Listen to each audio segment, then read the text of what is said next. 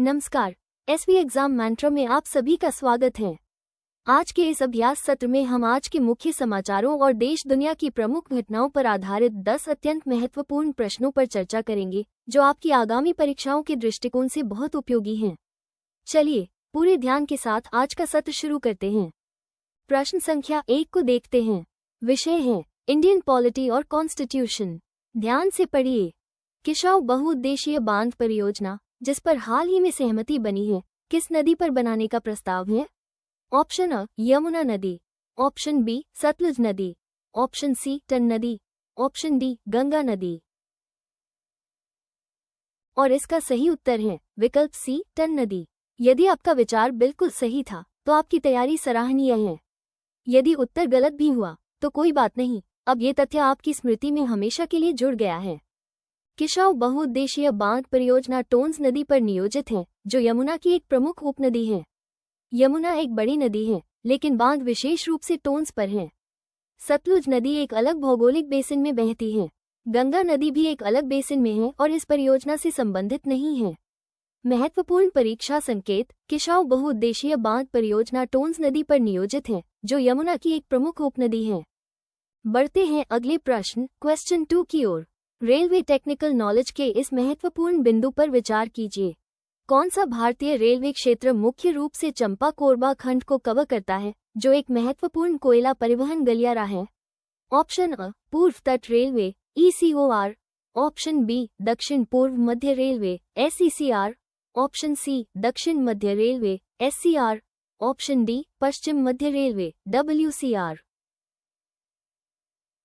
इस प्रश्न का सही जवाब विकल्प बी है, यानी दक्षिण पूर्व मध्य रेलवे SECR। जिनका प्रयास सफल रहा उन्हें बहुत बधाई। जिनका गलत हुआ वे निराश न हो, यहाँ सीखने और सुधार करने का ये बेहतरीन अवसर है।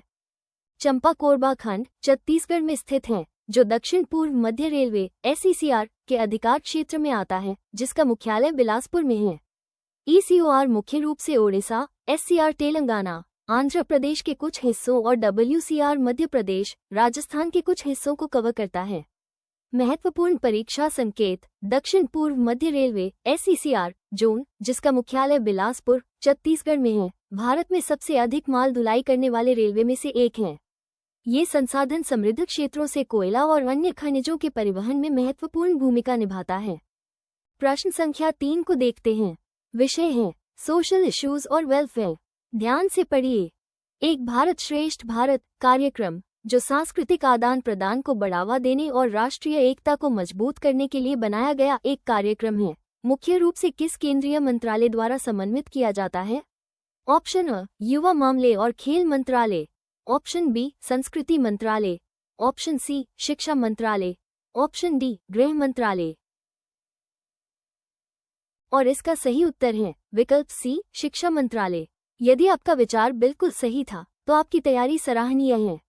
यदि उत्तर गलत भी हुआ तो कोई बात नहीं, अब ये तथ्य आपकी स्मृति में हमेशा के लिए जुड़ गया है। एक भारत श्रेष्ठ भारत कार्यक्रम का समन्वय मुख्य रूप से शिक्षा मंत्रालय करता है, जो इसके नोडल मंत्रालय के रूप में कार्य करता है। युवा विकास और खेल को बढ़ावा देने के लिए युवा मामले और खेल मंत्रालय कार्य करता है। संस्कृति मंत्रालय भारत की सांस्कृतिक विरासत को संरक्षित करने और बढ़ावा देने के लिए जिम्मेदार है। गृह मंत्रालय मुख्य रूप से आंतरिक सुरक्षा और कानून व्यवस्था से संबंधित है।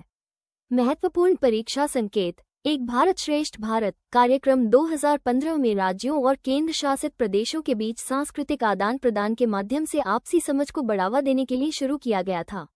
यह विभिन्न राज्यों और केंद्र शासित प्रदेशों को सालाना जोड़ता है, ताकि लोग दूसरों की संस्कृति, परंपराओं और प्रथाओं के बारे में जान सके।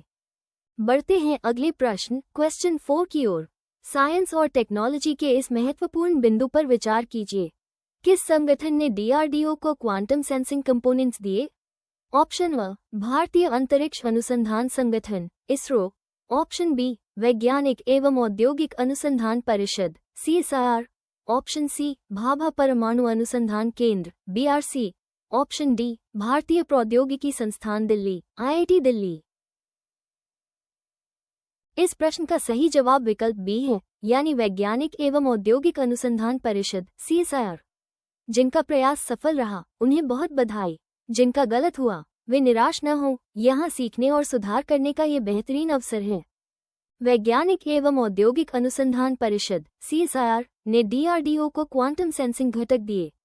इसरो मुख्य रूप से अंतरिक्ष अनुसंधान और ग्रहों की खोज में शामिल है। BRC भारत की प्रमुख परमाणु अनुसंधान सुविधा है। IIT दिल्ली एक प्रमुख इंजीनियरिंग और प्रौद्योगिकी संस्थान है। महत्वपूर्ण परीक्षा संकेत: CSIR एक प्रमुख राष्ट्रीय अनुसंधान एवं विकास संगठन है जो अपने बहुविषयक वैज्ञानिक और औद्योगिक अनुसंधान के लिए जाना जाता है।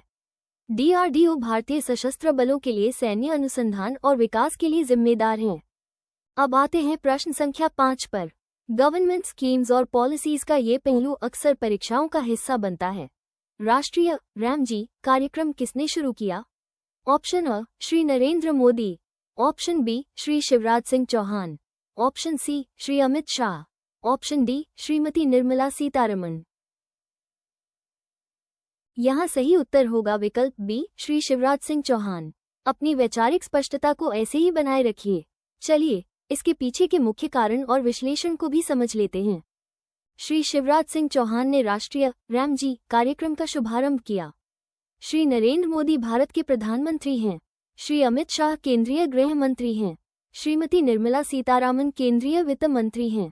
महत्वपूर्ण परीक्षा संकेत: श्री शिवराज सिंह चौहान ने राष्ट्रीय RAM-G कार्यक्रम का शुभारंभ किया। प्रिय विद्यार्थियों, यदि आज के मुख्य समाचारों पर आधारित ये प्रश्न आपको आपकी तैयारी के लिए उपयोगी लग रहे हैं तो इस सत्र को लाइक और सब्सक्राइब अवश्य करें। साथ ही हम इस कंटेंट को आपके लिए और बेहतर कैसे बना सकते हैं, अपने मूल्यवान सुझाव कमेंट बॉक्स में जरूर साझा करें। बढ़ते हैं अगले प्रश्न क्वेश्चन 6 की ओर। हिस्ट्री और कल्चर के इस महत्वपूर्ण बिंदु पर विचार कीजिए। महाराणा प्रताप किस प्राचीन राज्य की शासिका थी? Option A Marwar, option B Mewar, option C Amber, option D Malwa.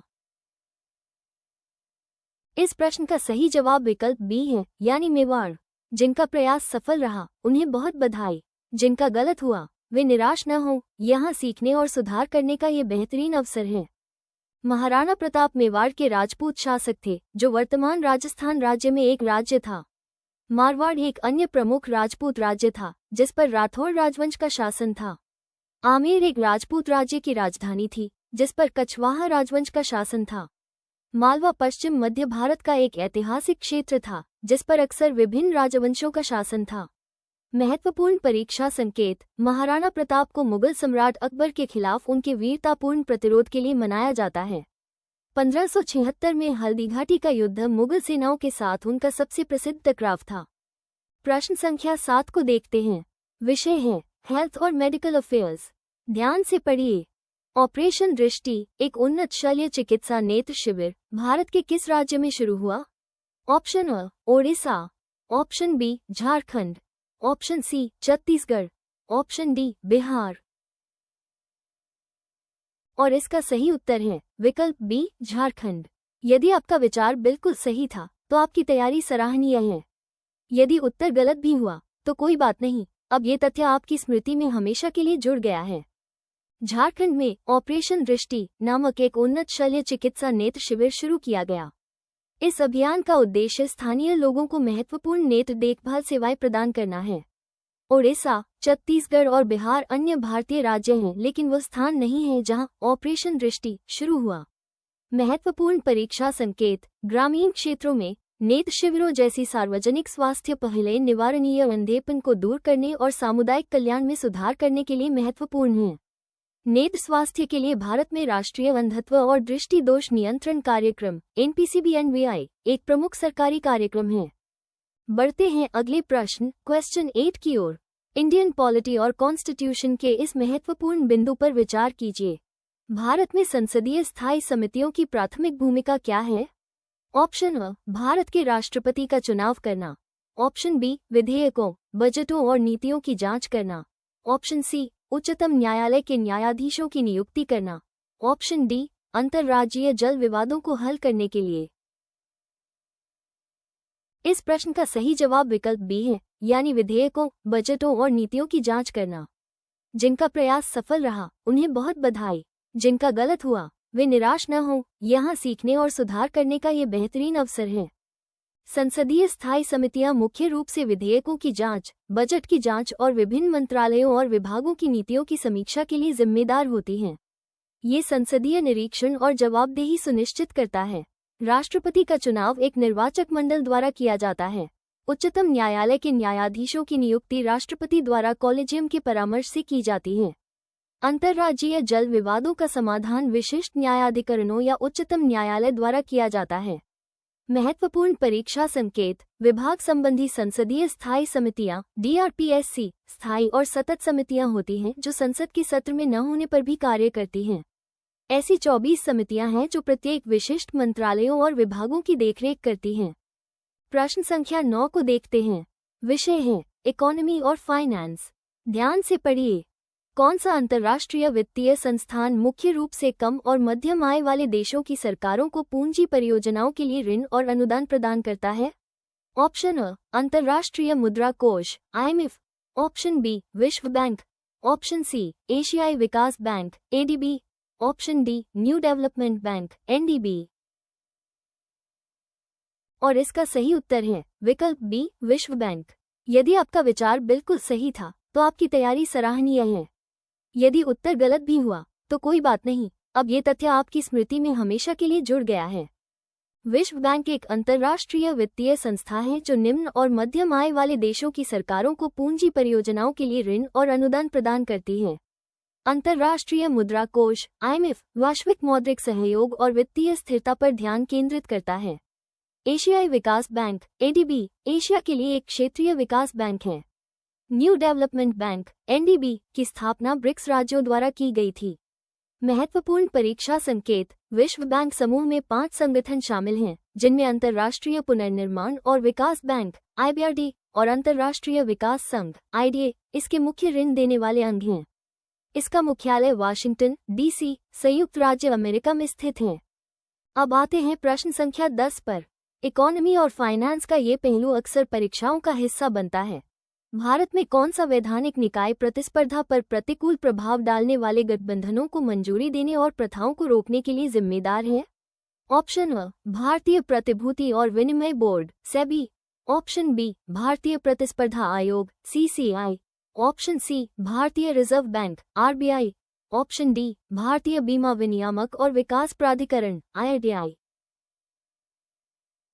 यहाँ सही उत्तर होगा विकल्प बी भारतीय प्रतिस्पर्धा आयोग CCI। अपनी वैचारिक स्पष्टता को ऐसे ही बनाए रखिए। चलिए इसके पीछे के मुख्य कारण और विश्लेषण को भी समझ लेते हैं। भारतीय प्रतिस्पर्धा आयोग competition commission of India CCI प्रतिस्पर्धा अधिनियम 2002 को लागू करने के लिए जिम्मेदार वैधानिक निकाय है जो प्रतिस्पर्धा विरोधी प्रथाओं को रोकने और संयोजनों को मंजूरी देने के लिए है। SEBI भारतीय प्रतिभूति बाजार को विनियमित करता है। RBI केंद्रीय बैंक है और बैंकिंग प्रणाली को विनियमित करता है। IRDAI भारत में बीमा क्षेत्र को विनियमित करता है। महत्वपूर्ण परीक्षा संकेत, CCI की स्थापना 2003 में हुई थी और ये 2009 में पूरी तरह से कार्यात्मक हो गया। इसकी प्राथमिक भूमिका प्रतिस्पर्धा को बढ़ावा देना और बनाए रखना, उपभोक्ता हितों की रक्षा करना और भारतीय बाजारों में व्यापार की स्वतंत्रता सुनिश्चित करना है। आगे बढ़ने से पहले आइए आज के इन सभी महत्वपूर्ण तथ्यों को एक बार तेजी से दोहरा लेते हैं ताकि ये आपके दिमाग में पूरी तरह से व्यवस्थित हो जाएं। 1. किशाऊ बहुउद्देशीय बांध परियोजना जिस पर हाल ही में सहमति बनी है, किस नदी पर बनाने का प्रस्ताव है? आंसर टन नदी। 2. कौन सा भारतीय रेलवे क्षेत्र मुख्य रूप से चंपा कोरबा खंड को कवर करता है जो एक महत्वपूर्ण कोयला परिवहन गलियारा है? आंसर दक्षिण पूर्व मध्य रेलवे SECR। 3. एक भारत श्रेष्ठ भारत कार्यक्रम जो सांस्कृतिक आदान प्रदान को बढ़ावा देने और राष्ट्रीय एकता को मजबूत करने के लिए बनाया गया एक कार्यक्रम है, मुख्य रूप से किस केंद्रीय मंत्रालय द्वारा समन्वित किया जाता है? आंसर शिक्षा मंत्रालय। 4. किस संगठन ने DRDO को क्वांटम सेंसिंग कंपोनेंट्स दिए? आंसर वैज्ञानिक एवं औद्योगिक अनुसंधान परिषद CSIR। 5. राष्ट्रीय RAM-G कार्यक्रम किसने शुरू किया? आंसर श्री शिवराज सिंह चौहान। रिवीजन जारी है। भाग 2/2 तथ्य 6 से 10 तक। 6. महाराणा प्रताप किस प्राचीन राज्य की शासिका थी? आंसर मेवाड़। 7. ऑपरेशन दृष्टि एक उन्नत शल्य चिकित्सा नेत्र शिविर भारत के किस राज्य में शुरू हुआ? आंसर झारखंड। 8. भारत में संसदीय स्थायी समितियों की प्राथमिक भूमिका क्या है? आंसर, विधेयकों, बजटों और नीतियों की जांच करना। 9. कौन सा अंतर्राष्ट्रीय वित्तीय संस्थान मुख्य रूप से कम और मध्यम आय वाले देशों की सरकारों को पूंजी परियोजनाओं के लिए ऋण और अनुदान प्रदान करता है? आंसर, विश्व बैंक। 10. भारत में कौन सा वैधानिक निकाय प्रतिस्पर्धा पर प्रतिकूल प्रभाव डालने वाले गठबंधनों को मंजूरी देने और प्रथाओं को रोकने के लिए जिम्मेदार है? आंसर, भारतीय प्रतिस्पर्धा आयोग (CCI). इन सभी तथ्यों को अच्छी तरह से याद रखिए, परीक्षा में ये निश्चित रूप से आपके काम आएंगे। तो विद्यार्थियों, आज का आपका स्कोर क्या रहा? नीचे कमेंट बॉक्स में वीकली टेस्ट लिखकर हमारी वेबसाइट की लाइव टेस्ट लिंक प्राप्त करें और अपनी वास्तविक ऑल इंडिया रैंक जांचें। आज की क्लास की फ्री PDF के लिए डिस्क्रिप्शन और टेलीग्राम लिंक पर क्लिक करें। कल आपसे फिर मुलाकात होगी, तब तक निरंतर पढ़ते रहिए और आगे बढ़ते रहिए।